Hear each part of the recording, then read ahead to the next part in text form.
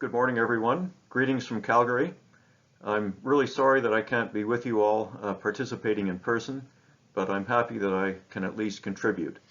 So I'd like to talk today about problems with Barrovian metamorphism. By Barrovian, I mean prograde metamorphic sequences in which staurolite and kyanite bearing mineral assemblages develop.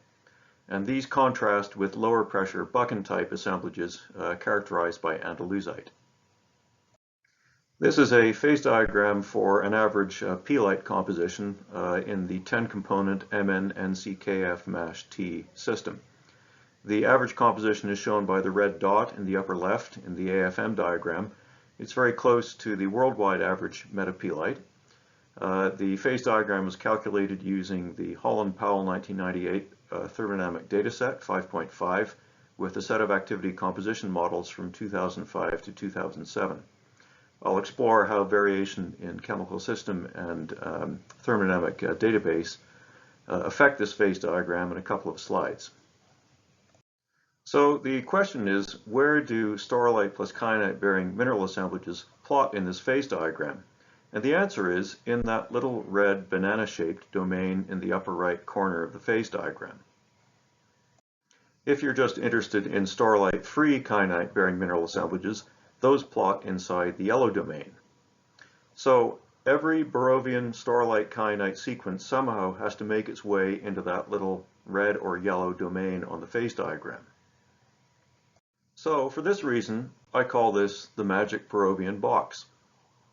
Now, some of you will wonder how the position of that domain on the phase diagram is displaced depending upon bulk composition and thermodynamic database. Concerning the variation in bulk composition, this is an AFM diagram showing the plotting positions of P-lites from around the world. This was published earlier this year by Jacob Forshaw and myself in geology. The average composition of P-lite is shown in the star, and the plotting position of individual P-lites is shown in the dots, from which you can see that there is a range of bulk compositions. The most common range of bulk composition in terms of magnesium over magnesium plus iron ratio is shown in the two yellow lines, and those range from values of 0.3 to 0.5. The effect of that compositional variation is shown in this pair of phase diagrams. The one on the left is the same as the one before, and I've put a blue circle around the lower corner of the magic Barrovian box. The phase diagram on the right, the red curve is the same as the position on the diagram to the left, and I've displaced that for this range of magnesium-iron ratio of 0.3 to 0.5. Where those intersect the kyanite-sillimanite phase boundary are shown by those blue circles, which correspond to the blue circle on the left diagram. And from this you can see that yes, there's some bulk compositional variation over a range of around half a kilobar. Also included in this, you can examine the effects of iron 3 content. And the main effect of this in this particular phase diagram is to change the magnesium-iron ratio, and that's embraced in this range of compositions shown on the right. The effect of varying thermodynamic database and AX models is shown in the phase diagram on the right. The blue circles correspond to the lower corner of the magic Barrovian box as before, and the position of those circles varies depending upon whether you're using Thermocalc dataset 331, which is the lowermost intersection. This one might be least applicable to subsolidus P-lites because it was optimized for partially melted P-lites. The other two intersections from the SPAC 2014 database or the Holland-Powell dataset 6.2 are fairly close. The highest intersection point is for dataset 6.2 at about 7 kilobars, which is about half a kilobar higher than the diagram on the left. So the upshot of all this is, yes, there is some variation in the predicted position of staurolite kyanite bearing mineral assemblages depending upon bulk composition and thermodynamic database, but it isn't really that great. So the next question is, what is the reaction that is predicted to mark the incoming of kyanite in normal P-lites? That is shown in the diagram on the right in the red curve, and that reaction is muscovite staurolite quartz goes to aluminous silicate, garnet biotite, and hydrous vapor phase.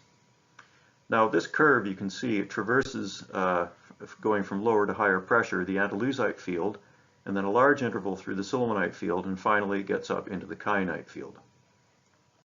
This is the same diagram as before, except I've taken the shading off it, and there's the red aluminosilicate end curve. So the question is, how does what is predicted in the equilibrium phase diagram, how does that compare with the global record of occurrence of prograde mineral assemblage sequences in metapelites? This is something that Jacob Forshaw and I have been working on for a few years and hope to complete soon. But what we can say is that there are many examples of Barrovian, staurolite, kyanite type prograde sequences from around the world. There are also many examples of lower pressure Buchan type staurolite andalusite sequences as well. So between those two is the widest gap of all, in which one would predict that there should be quite a number of sequences in which neither kyanite nor andalusite are involved. Basically, they're just sillimanite-bearing sequences. Well, this is what you find. There are, in fact, very few examples. Some are quite well known, such as Western Maine and Stonehaven, but overall, in terms of numbers, there are very few. And to my mind, this represents a first-order problem. One could argue that maybe there's something the matter with the experimental data on which the thermodynamic databases are based. Perhaps that intersection should be at lower PT conditions. But that wouldn't answer a number of other problems with these assemblages. The first of which is that staurolite kyanite bearing mineral assemblages, they typically occur over quite a wide range in most prograde sequences, rather than being restricted to a very narrow range as predicted in the phase diagram. A second problem is that it's quite common to find staurolite and kyanite developing at the same isograd in a prograde Barrovian sequence. This is not always the case. Yes, there are a number of well-known staurolite zones downgrade of kyanite, of varying width, I should say. But the fact that there is this coincidence in a number of settings is at odds with what is predicted in the phase diagram on the left, where you can see that the staurolite in reaction is significantly down grade of the kyanite in reaction in the top there. This set of maps, which I don't expect you to look at in any great detail, just show examples of what I'm talking about, of coincident staurolite kyanite in isograds from New England, from the Lepontine Alps, and from various localities in British Columbia. The third problem, which in my mind is perhaps the most significant of all, is that there is commonly no evidence that staurolite is the reactant to make kyanite. I'm not saying that there's never any evidence for staurolite being a reactant to make kyanite, but just that this is the exception to the rule. Here are some examples from the Barrovian zones in Scotland. In the upper left is a staurolite kyanite rock. You can see staurolite in the yellow higher leaf crystals. They're idiomorphic. You can also see some crystals of kyanite. There's no evidence that the staurolite is the reactant to make that kyanite, I would argue. A rock in the upper right comes from Port Soy. Again, you can see idiomorphic staurolite and kyanite crystals coexisting. And in the lower right is a rock from Glenclova, which again, in this garnet-bearing rock, you can see that there are staurolite and kyanite porphyroblasts looking idiomorphic, and no indication of staurolite being the reactant to make that kyanite. I should point out that's the same anywhere in the thin section, not just this image. And this underscores what Hart and Johnson had reported years ago, and that there never seemed to be any sort of evidence of a reaction relationship amongst these porphyroblasts. These are some examples from other Barrovian sequences from around the world. In the upper left, from the Kootenay Lake Barrovian domain in British Columbia. Again, you've got idiomorphic staurolite and kyanite porphyroblasts coexisting. In the upper right from Capelong in France, same thing. Lower left is an image I clipped out of Palin et al. 2016 from the Karakoram area in the Himalayas. Again, the staurolite doesn't appear to be the reactant to make the kyanite porphyroblasts. And in this example on the lower right, this comes from a contact aureole in the Glacier Creek aureole. Again, you've got these idiomorphic staurolite crystals and kyanite crystals, with neither appearing to be the reactant for the other. Another feature you sometimes see is the topotaxial intergrowth of staurolite and kyanite. as shown in the two images on the right from Glacier Creek Oriole and from Glen Clova in Scotland. Now, the intergrowth of these two minerals is perhaps not that much of a surprise when you think about the crystal structure of staurolite.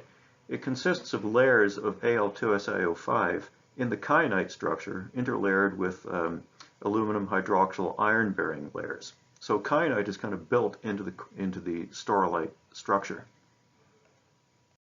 So the question is the predicted kyanite forming reaction in the phase diagram, the one in the red, in which kyanite is produced at the expense of staurolite, is that the most relevant reaction accounting for the development of kyanite in normal metapelites?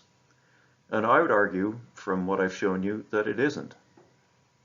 If you accept that conclusion, then the question is, what are the alternatives? One possibility is reactions involving other porphyroblasts, but these would have to be quite aluminous porphyroblasts. For example, garnet won't do the trick.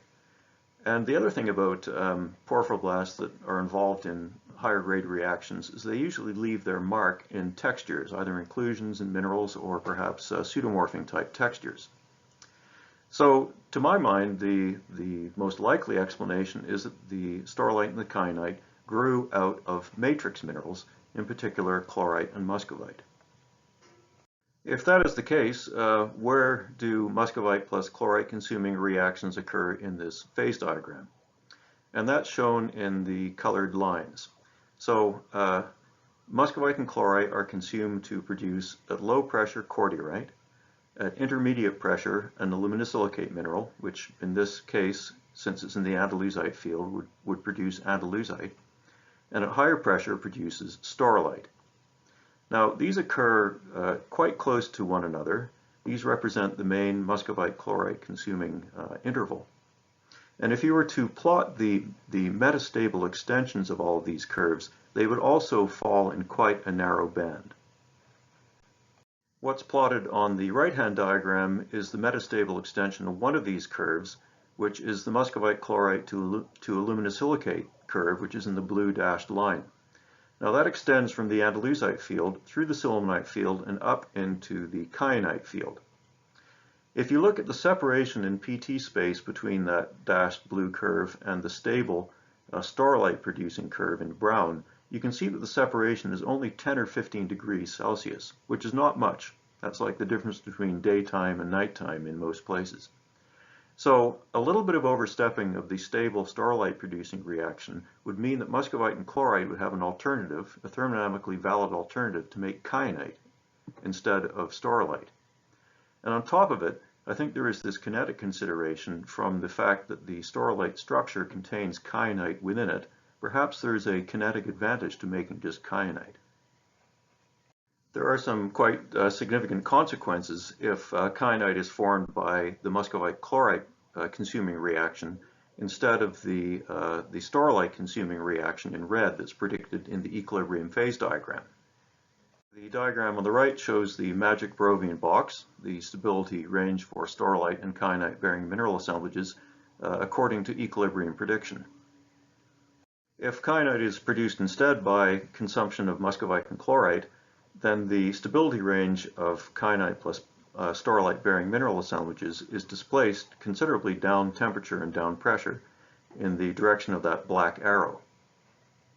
A consequence relates to the size of the pressure gap between Barrovian staurolite kyanite bearing mineral assemblages and Buchan type staurolite andalusite mineral assemblages, which are separated according to this diagram by about 2.5 kilobars.